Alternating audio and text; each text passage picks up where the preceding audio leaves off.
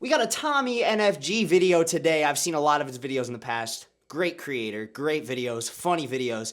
Already dropped a like, already dropped a sub, so go sub to Tommy NFG. Original credits in the description of this video.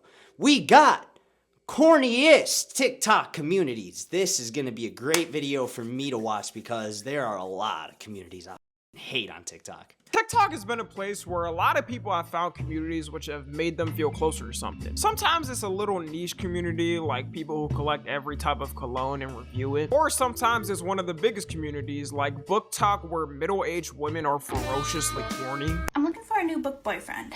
Oh god, this clip pisses me off. This clip upsets me. Billionaire. 6'5", brown eyes. A lot of bit irritating. Billionaire. 6'5", brown eyes. I'm looking for a new book boyfriend. Billionaire. TikTok has also been held to some of the cringe Looking for a billionaire that reads smut books on TikTok.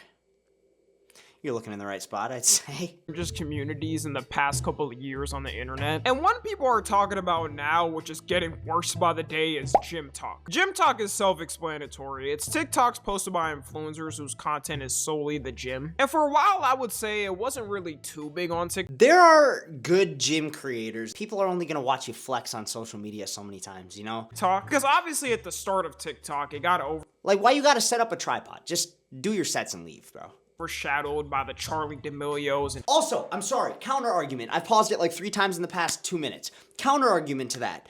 Good for you for spreading awareness to go to the gym, but there's a way to do it that's good and a way to do it that's irritating. Addison Rae's and that era of TikTok. But every year it's only gotten bigger, with creators streaming now and doing collabs with each other. Also with the Looksmax community blowing up too, it kind of intertwined with the gym community. Just goes to show us that Clavicular is genuinely unreal in a way that's hard to even explain without sounding insane, but if you've watched him, you get it instantly. There's this overwhelming sense that he's operating on a completely different frequency than everyone else. Every stream feels intentional without ever feeling calculated, like he's just naturally in sync with the moment, the energy, and the people watching. Look at this. We already made a video on the Black Pill community, and my opinions on that are in that video, so go watch that if you're interested. But the Black Pill community, caring about your looks, caring about how you look, that's fine. It's a good thing to try to make yourself look better, but not by bone smashing. Attractiveness is a subjective thing, and to make it seem like it's the only thing that matters is just kind of corny.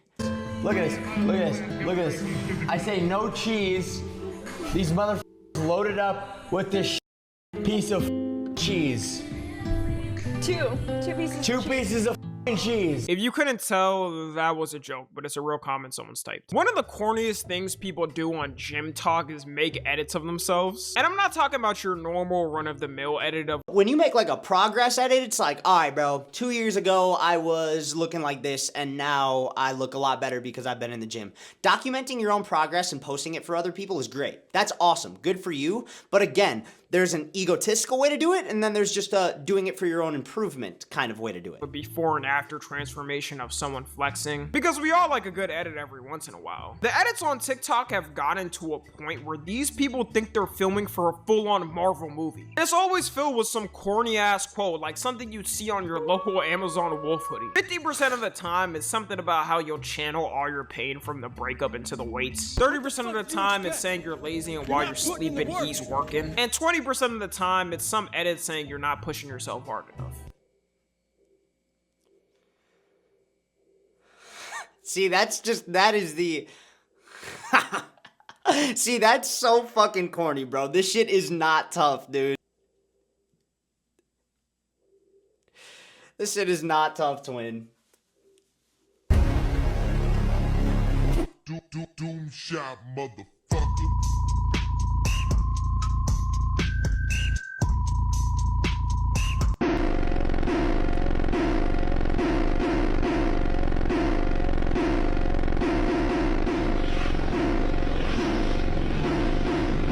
If you played that base near a daycare, you would probably hospitalize all the kids. Like, bro, just lift the dumbbell, gang. It cannot be this deep. The problem with gym talk is people feel they need to stand out the most. There's already a huge problem in the gymfluencer community with people taking gear to level themselves up. 'Cause you'll never For real, bro. Stop going on cycles. Stop taking roids just to get bigger. Just go to the gym and you'll naturally look good if you just continue to go. You just don't need to take this shit. Just go to the gym, stay consistent, you're gonna see progress. as good as somebody on gear that's showing themselves off on TikTok. Now it's pretty much be the biggest roided up influencer and trend for a year, then fall off. So with that, to do the most to get views. The cloud chasing got so bad at a point a couple of years ago, you may remember, but there was this whole epidemic of girls false accusing dudes at the I don't know why the audio just cut out there, so I don't know if that was me or the video, I don't know. gym. Like, they'd set up their phones and either try to act like some dude was creeping on them, but in reality, they may have been waiting for a machine and just wanted to know how long they were on it. Of course, I'm not downplaying any woman that actually gets creeped on in the gym, because that does happen. And everyone that goes to the gym,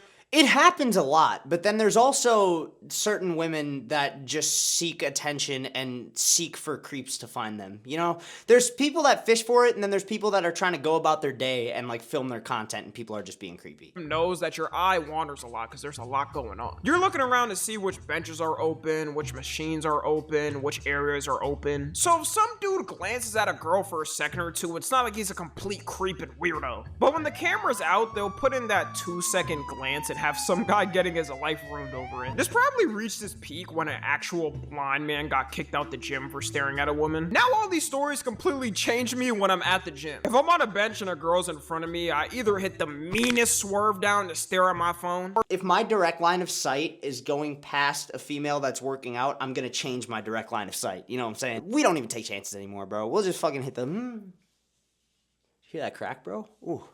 Ooh. Ooh.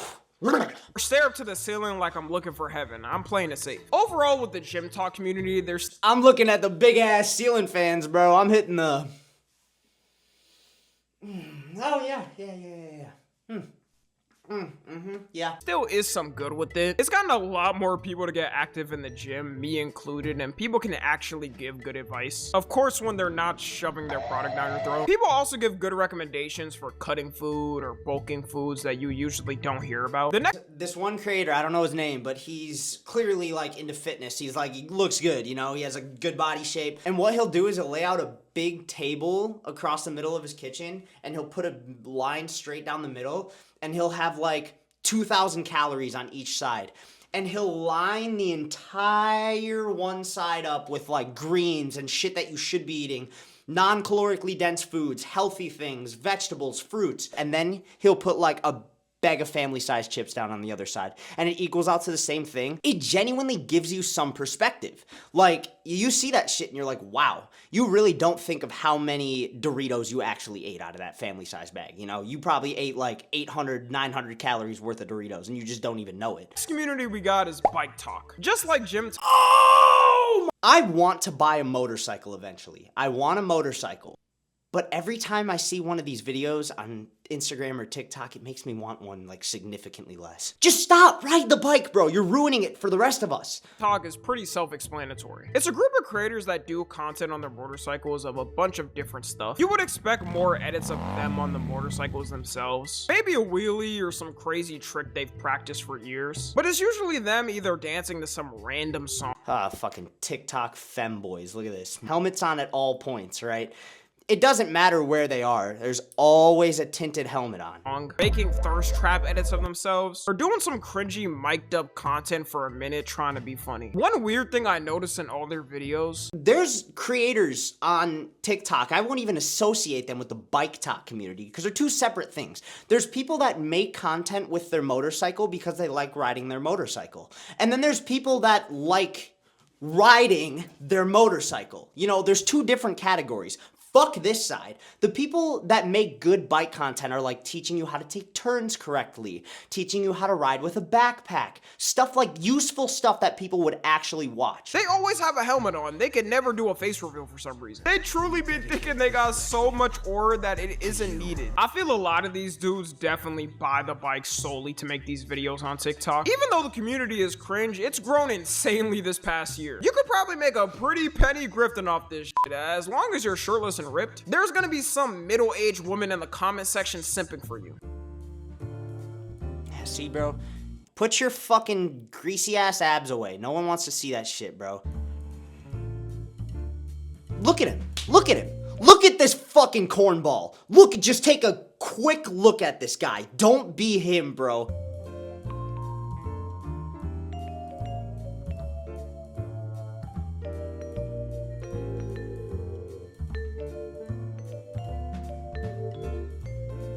The Gooner bike talkers have taken It's always sport bikes. Stop ruining it, bro. over so much it's irritating the other normal bike talkers. Run that part back. Much, it's Run that part back. Hold on. Listen the right Gooner here. bike talkers have taken over so much it's irritating the other normal bike talkers. Stop dancing in Hello Kitty pajama pants with your shirts off thinking you're thirst trapping, bro. Because now I genuinely gotta stop pausing this video, bro. I've probably been talking for 10 minutes just about this one topic. It gets me fuming, bro. I can't handle it. the community is purely known as dudes taking off their shirts and making these edits. This type of shit be going ham on Facebook though. The moms truly love it. I don't know what's worse though, the thirst trap ones or the mic'd up ones. The best way I can explain the humor is imagine 2016 Reddit humor plus 2000s Disney's kids show humor, and you've created the funniest bike talker to ever exist. I'm like the new gen Skibbity toilet. I'm Skibbity recycling. It's just not funny. It's just not funny, bro. You had to review this, edit this, post it, and be like, oh, that's some good shit, bro. That's some good shit. The bitch is gonna love this one. It's just... I'm so awkward. Unleash my power.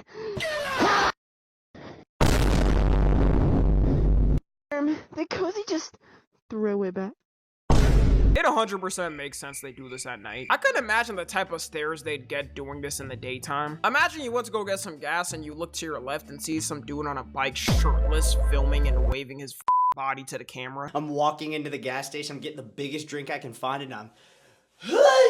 A lot of them also try to claim they have autism and that's why they act like that. How is your content so cringe you can't even take credit for it and have to say it's because you're on the spectrum? And look, maybe I'm just jumping the gun, but I don't think all these dudes suddenly have autism after posting these. All these TikToks run on the same copy and paste type of humor too. It's them in front of their bike or on it, thinking of the newest, funniest 6'7" whatever meme, posting it with a corny caption. The main dude who made these actually had his account banned for a while, probably because so many people reported it and were hate watching. My thing with these bike talkers is why not do some mainstream type content blended in with them? Like they could easily do some vlogs or streaming, then it would all be Yeah, dude, like people that just ride around with helmet cams and just like talk and just have normal conversations and don't try too hard. That shit I will watch. Because they're literally just riding their motorcycle talking about normal things, you know? They're not trying too hard. be completely fine. They're all stuck and confined for some reason to either making thirst traps or cringe mic'd up content. And the last one I want to talk about might be the worst one. Fruit Love Island. If you're a person with a non-internet poison brain, actually if you're watching me, let's be real, you probably are, then you may have not heard of Fruit Love Island and are wondering what it is.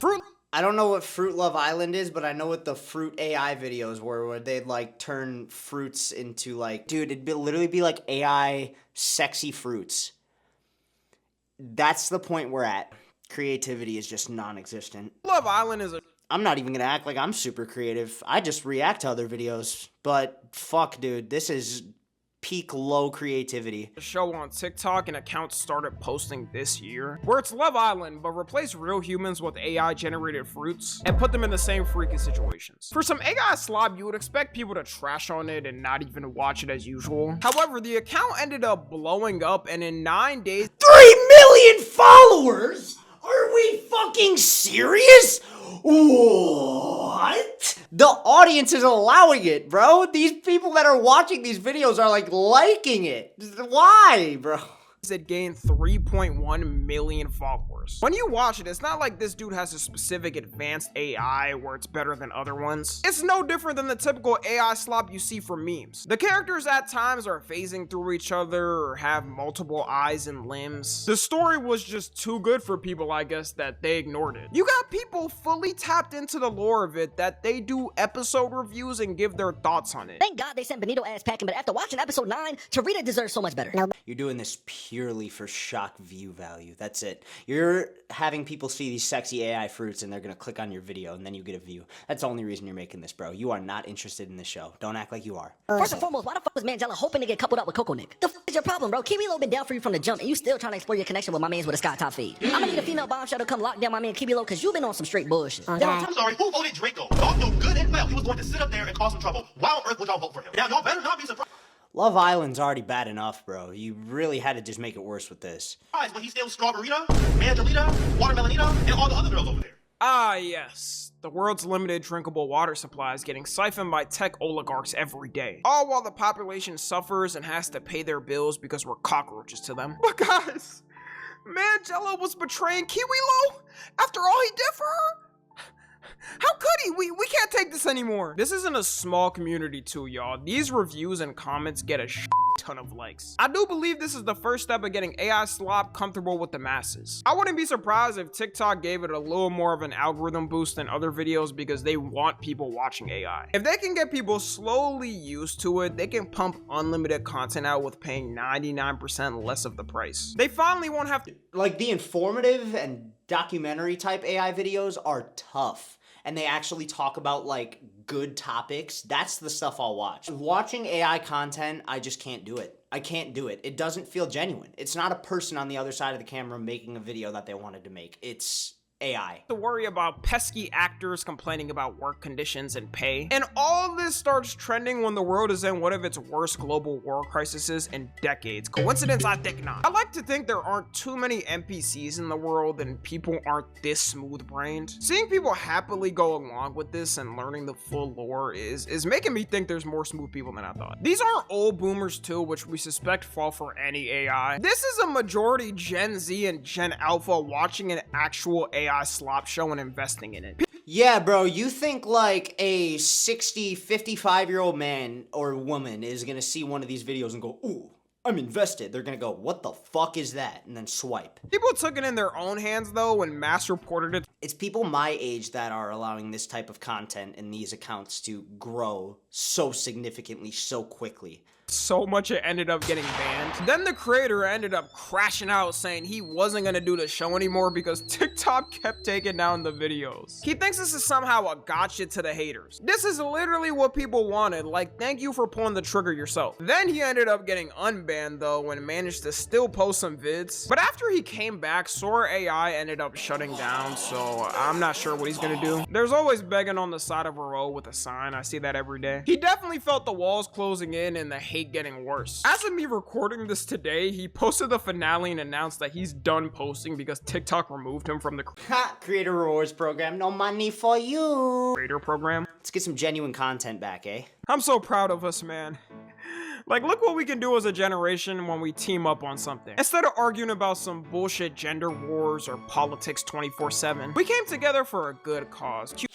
Truly, truly such a good thing to see. Do that one pic saying Adolf Hitler did. He definitely set a precedent, and I wouldn't be surprised if we see another AI slop show blow up. After all this, I assume the next account that blows up won't last a week before getting taken down. People who watch this will have to look back in the past of the vids they made glazing it, which is even sadder. Anyways, that's gonna be it. Let me know if y'all want more corny communities. Follow me on Twitter, Instagram, and TikTok. W video, go sub to Tommy NFG. Felt great to shit talk the worst communities on the internet for a little bit.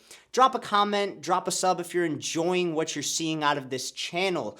What else do you want to see? Drop a comment, let me hear it, and y'all have a great rest of your day, night, whenever you may be watching this. We'll catch y'all in the next one. Sweet!